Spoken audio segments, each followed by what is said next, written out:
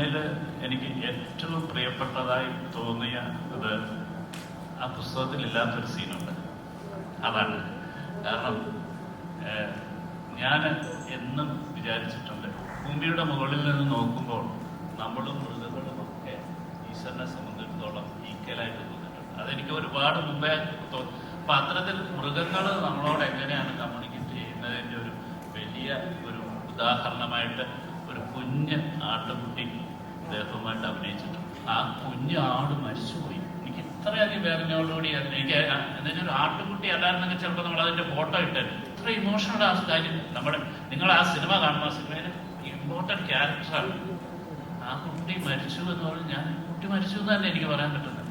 അപ്പം ഇങ്ങനത്തെ ഇമോഷണലി നമുക്ക് എല്ലാത്തിനോടും, ബെന്യാമിനെ ചെടിയാണെങ്കിൽ എനിക്ക് ഈ ആട്ടുകുഞ്ഞിനോടാണ് എൻ്റെ ഏറ്റവും വലിയ സ്നേഹം, ഇഷ്ടം എന്ന് പറയുന്നത്.